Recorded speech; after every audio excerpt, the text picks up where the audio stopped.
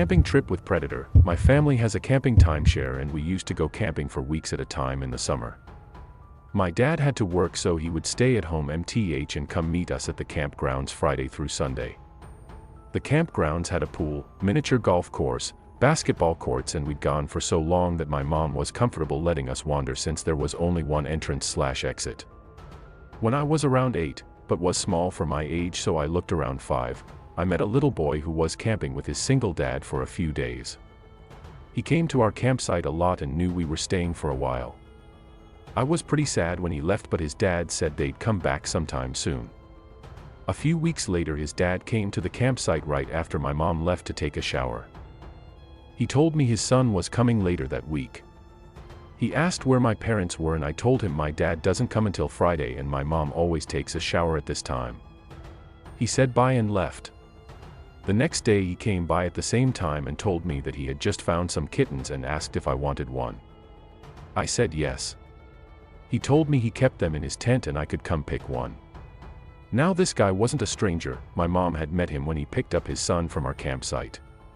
So I didn't get the creepy stranger vibe and get okay going with him. We walked towards his campsite, but then he told me he had actually moved them to his truck so they wouldn't get too hot, which made sense to me. He pointed to his truck right outside the gates of the entrance. I start walking towards the entrance with the guy when my dad pulls up. He got the day off work so he could spend more time with us. He asks what's going on and I say Tommy's dad said he has kittens in his truck and I can have one. My dad get out of the car, tells me to run back to the campsite, so I do.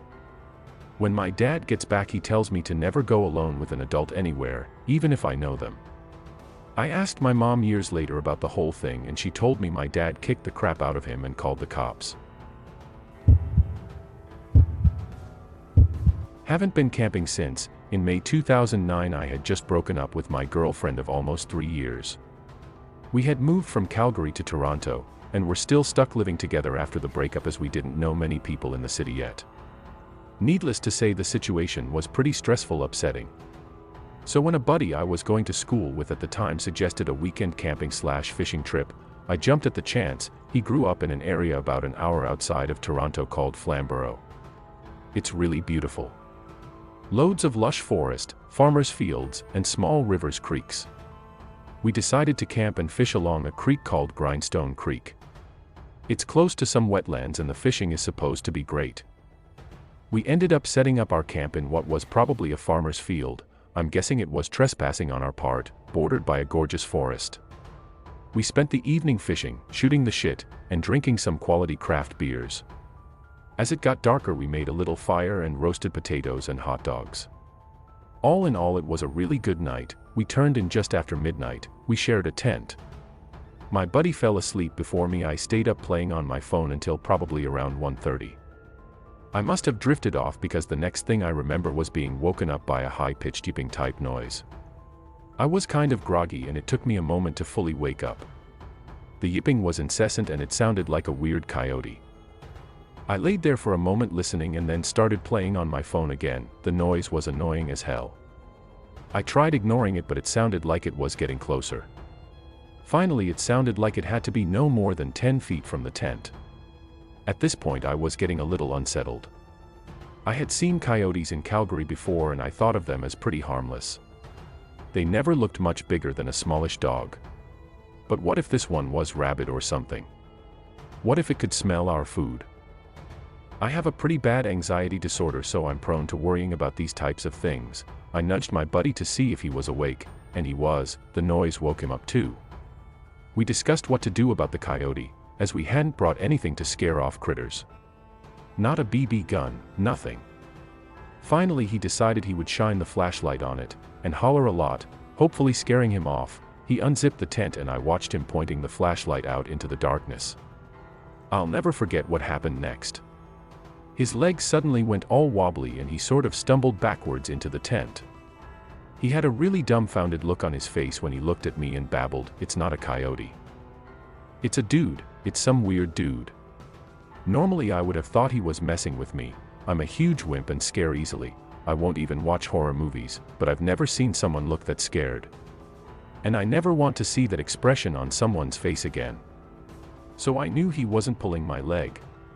The weird yipping and howling type noises were still going on, and in retrospect, it really didn't sound like a coyote, but I guess in our groggy states it was a way for our brains to make sense of it.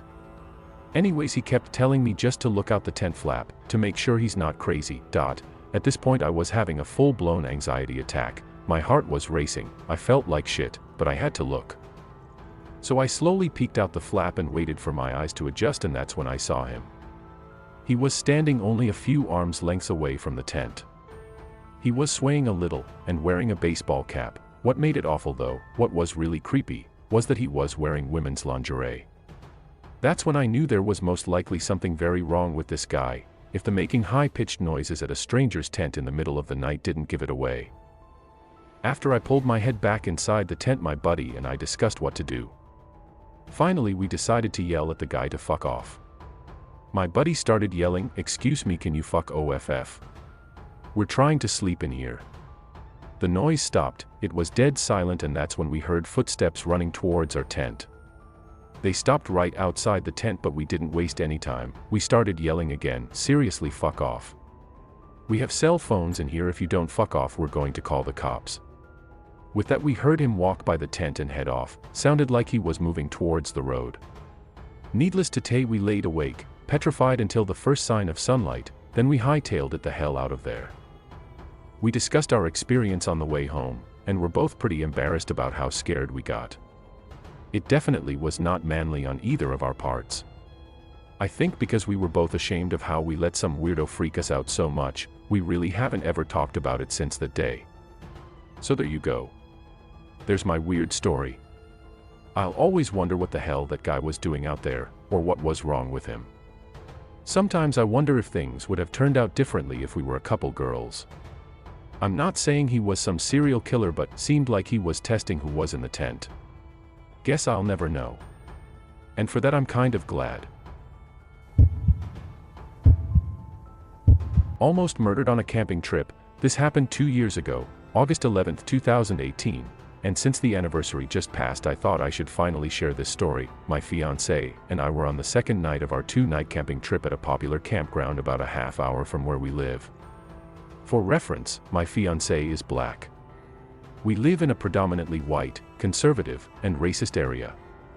This is important later. On our first night, we kept hearing noises in the woods around us. The campsite right beside ours to the right was occupied, but the one to the left was not. The campsites are about 150 yards apart, and we had camped here in the same exact plot the year before. Needless to say, we were familiar with the area and the various kinds of animals that live in the woods. The first night, we heard shuffling around our tent. It was obviously something large moving around. We brushed it off and assumed it was just a deer. Now back to the main event. On August 11th, we spent the day at the battlefields a town over with my family. They had all been invited to join us for the day by my fiancé as a surprise for me while he proposed to me. We stayed with my family into the evening, about 6 p.m., before heading back to our campsite. When we got back, things were really odd. Someone had obviously been in our tent. Our blankets were thrown around, clothes were on the floor. And my backpack had been rearranged and I was missing underwear. But hey, we were stupid 19-year-olds and decided that since whoever had busted in had left and hadn't taken anything important, it was fine and they wouldn't come back, so we set up a campfire and sat out until it was dark, roasting hot dogs and s'mores, smoking cigarettes, and celebrating our engagement. Around 9:30 p.m. we put out our fire and decided to go into our tent for the night to celebrate a little more. Nothing too loud or obnoxious. Immediately after we finished, we started to hear the noises outside of our tent again. But this time we focused in.